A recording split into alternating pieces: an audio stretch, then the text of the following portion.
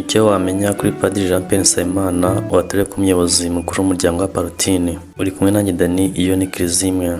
Tubahaye ikaze. Kuri 22 Mutarama 2026 nibwo hatangajwe ko Padiri Jean Pierre Nsabimana yatorewe ku muyobozi wa province yitiriwe umuryango mutagatifu y'umuryango wa Palutine. Dore mu mateka yaranze uyu muyobozi mushya wa Palutine. Padiri Jean Pierre Nsabimana yavugiye Rutsiro muri Kibuye mu ntara y'Uburengerazuba, ari naho yize amashuri abanza kuva mu mwaka w'1947 kugeza 1985 Kongo Nili muri Rutsiro. Amashuri yisumbuye yayize mu Seminari yaragijwe Mutagatifu Pierre ku Nyundo mu mwaka wa 1985 kugeza 1991. Yakomeje mu nzira yo kwegura Imana mu cyiciro cya Apostora icyarwa muri Butare mu mwaka wa 1993 kugeza 1994. Yinjiye muri novisiya mu mwaka wa 1994 kugeza 1995 i Obala muri Cameroon. Yize muri filozofia Yaounde muri Cameroon kuva 1995 kugeza 1997. Amasomo ya teolojiya yayize Nairobi muri Kenya kuva mu mwaka wa 1997 kugeza mu mwaka wa 2000. Padiri Jean Pierre Nsabimana yahawe sacerdoti ku itariki ya 12 z'ukwa gatanu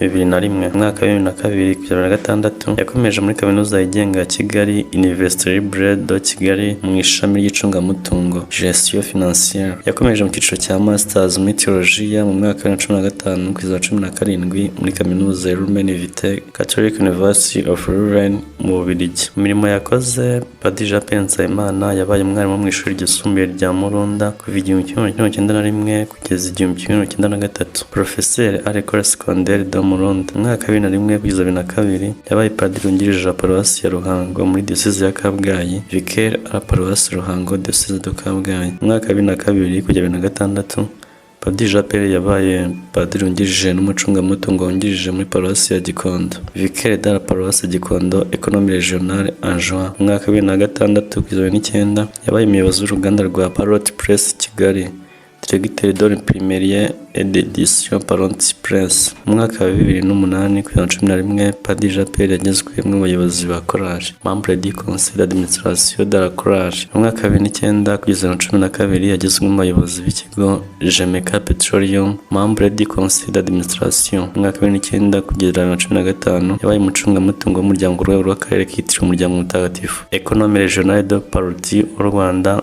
RDC et Belgique. Kuva mu mwaka wa 2017 kugeza 2022 Padiri Jean Pierre yagizwe umuyobozi w'ingoro Yezu Nyirimwe mu Ruhango, Directeur du Sanctuaire Jésus Miséricordieux Ruhango. Kuva 2022 kugeza ubu Padiri Jean Pierre Nsabimana yari umupadiri mukuru wa paruwasi ya Gikondo muri arkidiocese ya Kigali, curé de la paroisse Gikondo arkidiocese de Kigali. Padiri Jean Pierre Nsabimana agiye kuyobora umuryango wa Palutine mu gihe cy'imyaka 3 kuva tariki 29 Mutarama 2026 asimbuye Padiri Eugene Niyonzima wari umaze imyaka 9 ayobora uyu muryango. Tumusabira.